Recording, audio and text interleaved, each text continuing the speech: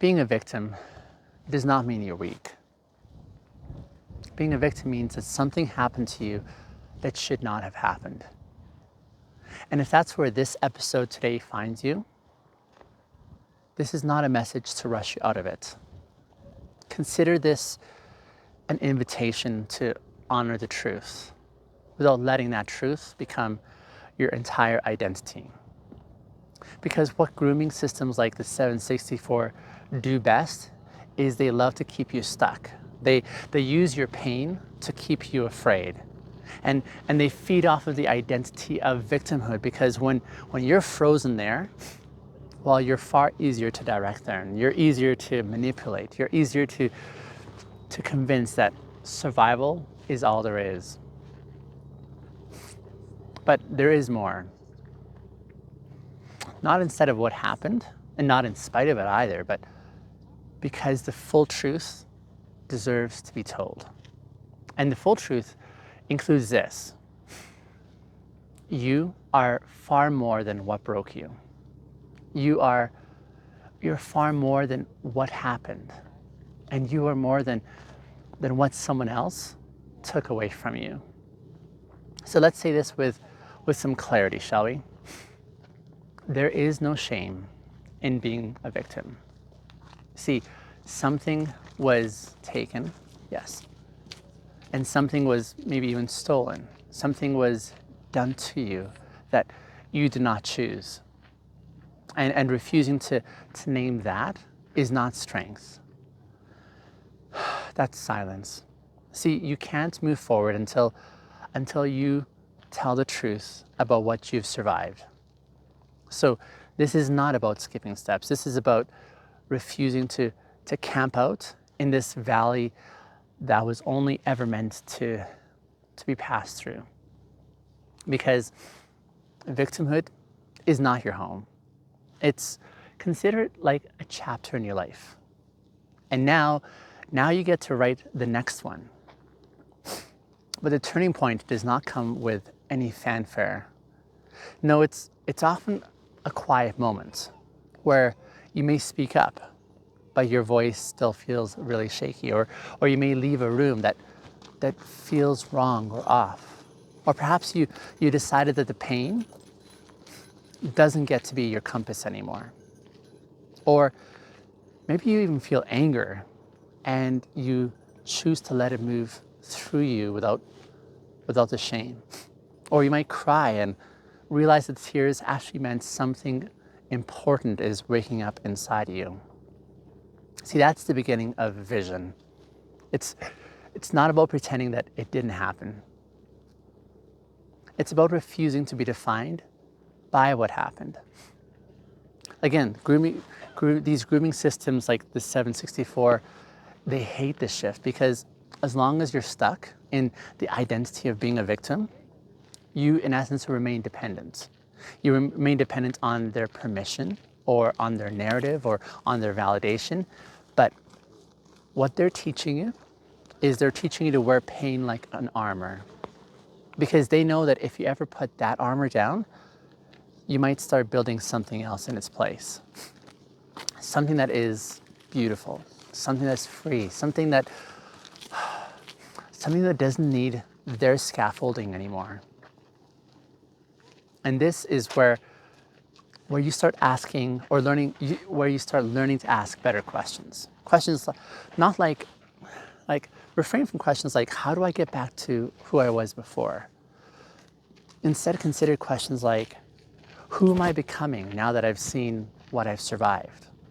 Or what kind of future do I want to create from this place of clarity that I'm experiencing? Or what kind of presence do I want to bring to others who are still experiencing their chapter one?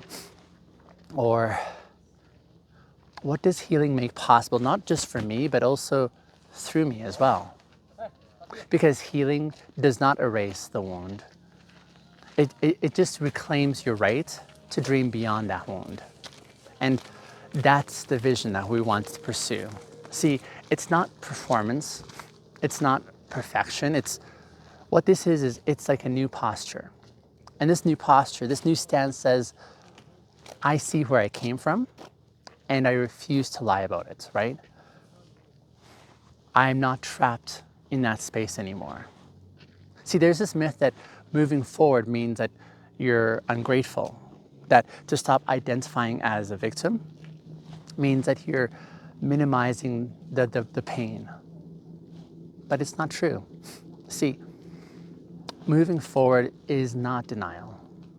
I would say this is what your dignity could look like. It says things like, I'm not apologizing for what I lost, but I'm also not going to live like I still have something to give, right? Or I want to honor the brokenness while I'm in this phase of building. Or I'm going to carry the grief, but I'm not really bowing down to it anymore. Consider this hard truth, if you would. See, there are some people and systems who won't really know what to do with you once you leave that victim role. Those grooming systems like the 764, they prefer you to stay frozen. They want to glorify your pain as long as it's loyal to the group. But to start dreaming, to start building again, to start healing, you'll make them feel really uncomfortable in that setting. Not because you're doing it wrong, but more so because you're proving that they never had the final word in your story.